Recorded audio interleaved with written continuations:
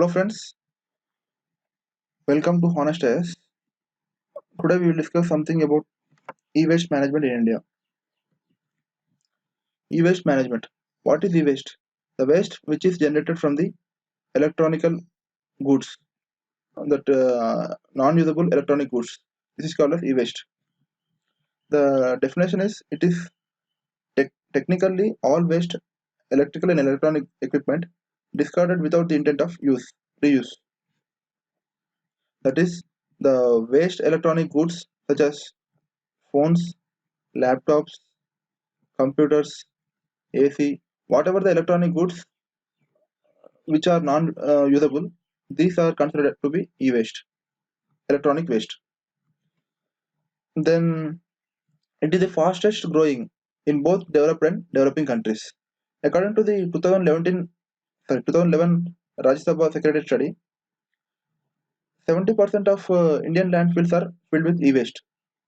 And according to another study, that is Global E-Waste Monitor, which estimated that 44.7 million tons of e-waste was generated in 2016.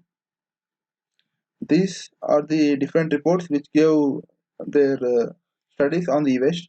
So these might be useful in your mains examination. So please do note all these data in separate book so that this might be useful in your mains answers.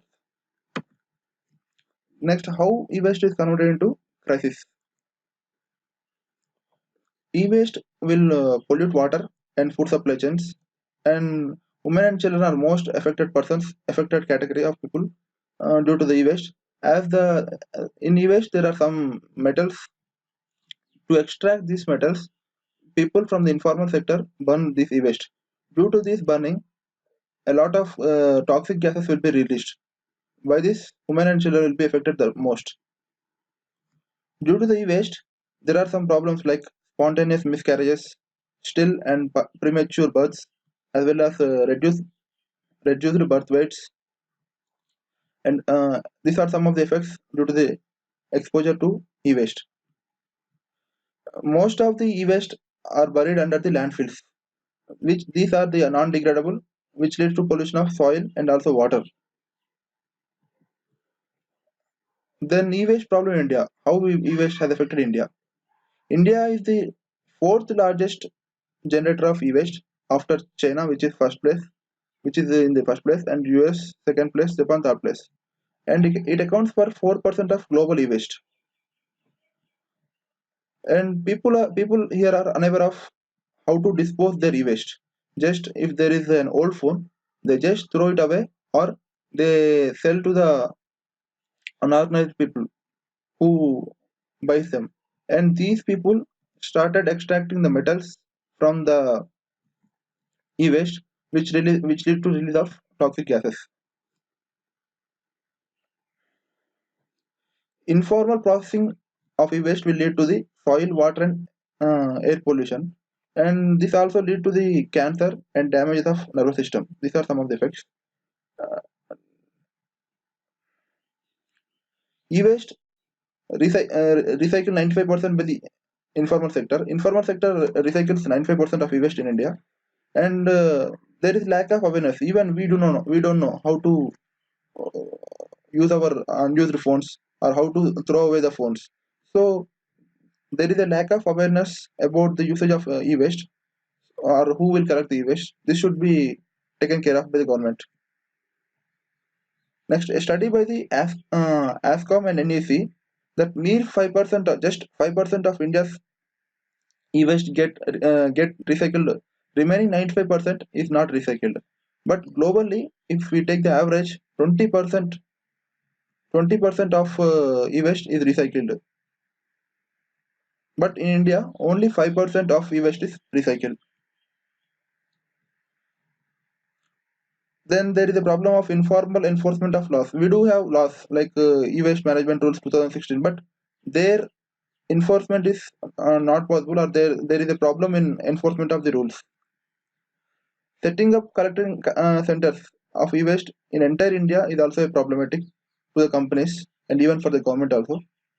And even we import illegally some of the e-waste to the country. some people import this e-waste illegally into the country, which will exacerbate the problem. With rising income, people are starting buying more electronic goods, which lead to more amount of e-waste and which led to crisis. A new circular vision for electronics report has been published by UN. It warned about the e-waste crisis. UN said that by 2040, e-carbon emissions from the production and use of electronics, like suppose for electronic goods to be produced, there is some kind of e-carbon is released. This e-carbon will be amounted to 14% of total emissions. So, in the process of manufacturing of the electronic goods, the e-carbon will be released.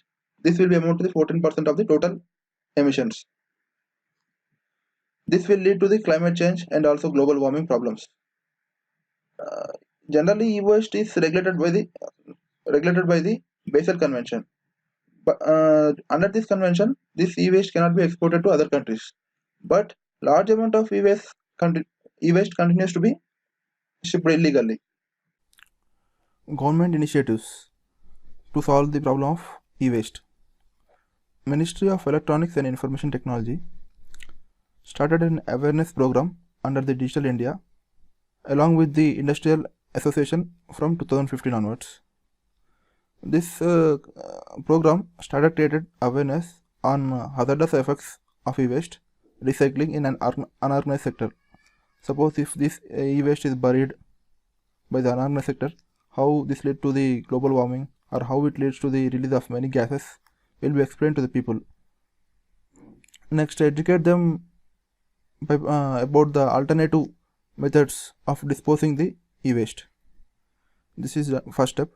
Next, people are encouraged to participate in the Swachh Digital Bharat. This is also one of the important point, by giving their e-waste to the authorized recyclers only. Like under this program, that is Swachh Digital Bharat, people are encouraged to give their e-waste to the organized recyclers only, so that hazardous effects of e-waste recycling will be eliminated.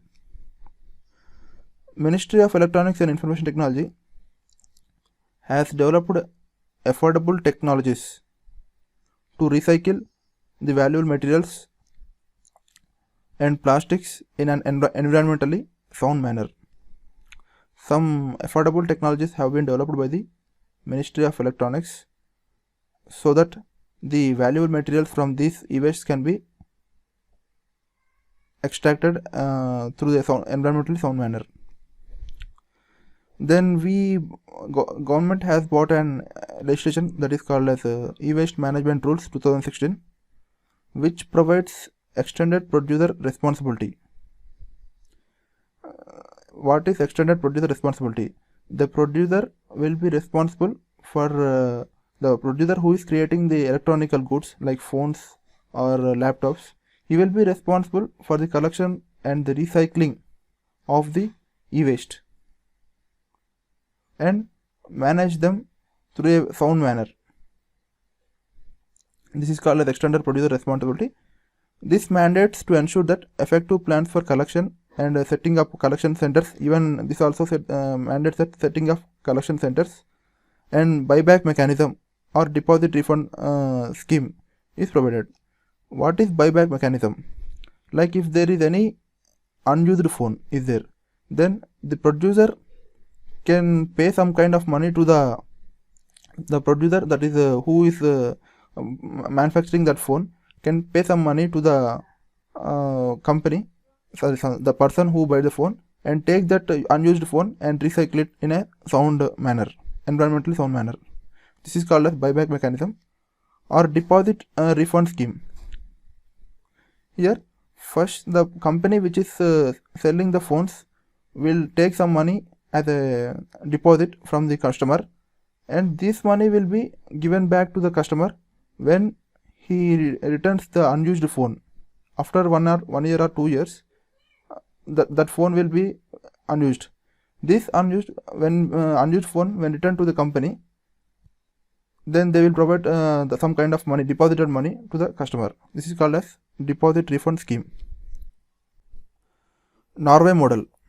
This is one of the important steps to reduce the e-waste. Here, the producers or importers of e-waste are obligated to be a member of takeaway company, and they have to pay a fee for their membership in the take back company. Not takeaway, it is take back company. For example, there is a phone company called MI. Here, MI company will be a membership, will be a member of take back company. This take back company will collect all the e-waste which is generated by the MI phones, and it will recycle in an environmentally sound manner. This will reduce the hazardous gases and pollution. And for doing all these things, MI company will pay some money to the takeaway company. This, as I said, that takeaway company will collect all the e-waste from the market share, which is determined how the electronics is put into the market by their members. And finally, Wayforward. The main important step is creating awareness among the people, and second is environment friendly e-waste recycling. This is important to reduce the hazardous effect, or to reduce the toxic gases released into the atmosphere. Next, informal processing should be avoided or should be controlled.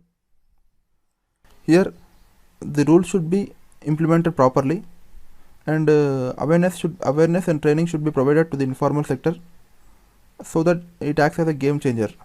Like, we cannot, even though these informal sectors are creating problem by increasing the toxicity in the atmosphere, they cannot be eliminated on one go, because 95% of the e-waste is recycled by these informal sectors.